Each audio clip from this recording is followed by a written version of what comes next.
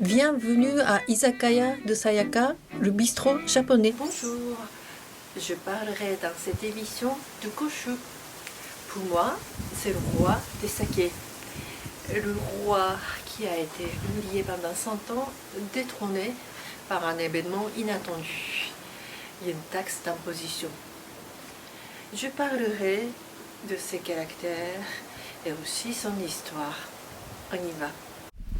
La dernière fois, je vous ai présenté la couleur de saké typé, c'est-à-dire le liquide transparent qui a peu de coloris. Je vous ai raconté que le saké classique est jaune. Les koshu, ce sont des vieux sakés ou les sakés vieillis. Vous rappelez-vous de mon émission sur l'écriture de saké? Si vous ne l'avez pas encore vue, je vous conseille vivement de la voir. Le lien apparaîtra à la fin. Donc, la composition entre les idéogrammes vu et saké donne naissance à koshu, le vieux saké. C'est une équation simple. Le saké qu'on consomme massivement en ce moment est-il vieux ou jeune à votre avis? Il est jeune dans la plupart des cas. Le saké est censé être consommé assez rapidement dans la tendance actuelle.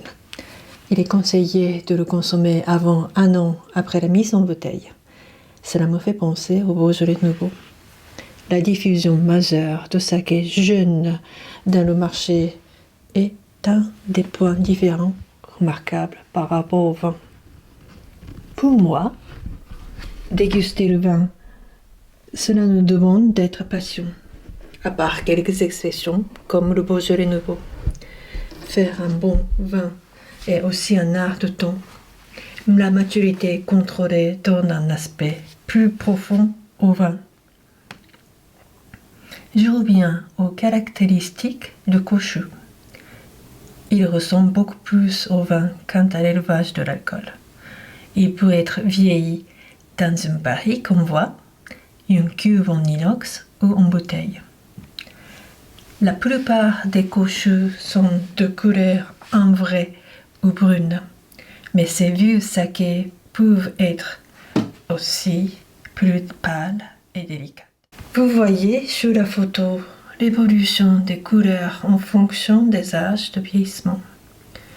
Il est doux avec une texture riche et des arômes prononcés de fruits secs, de caramel ou de même de viande ou de légumes au vinaigre.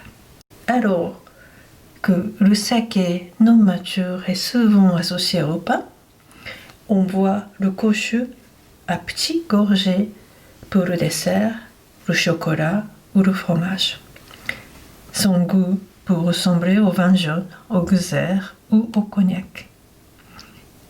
Vous voyez donc, le koshu a une ressemblance par rapport au vin au niveau de sa couleur et de son goût riche.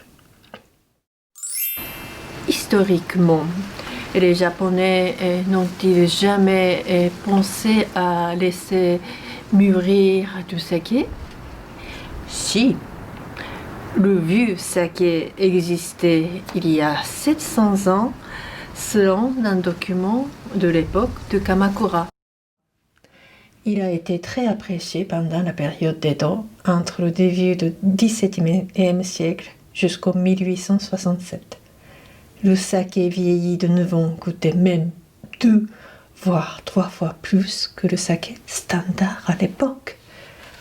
Ce produit de luxe était aimé par les aristocrates et les samouraïs grâce à son goût et son arôme profond et complexe. L'ouverture du Japon à l'Occident a été un grand tournant pour le koshu. Le gouvernement de l'époque a créé une nouvelle taxe sur le saké.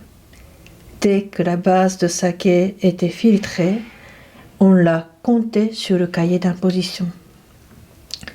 Conserver le saké pendant longtemps dans son entrepôt devenait très coûteux désormais.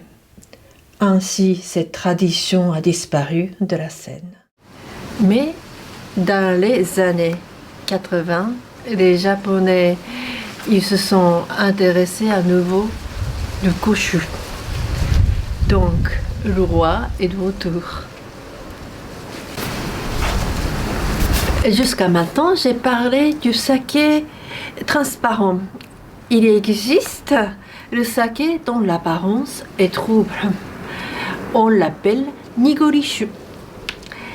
J'expliquerai ce que c'est à la prochaine fois.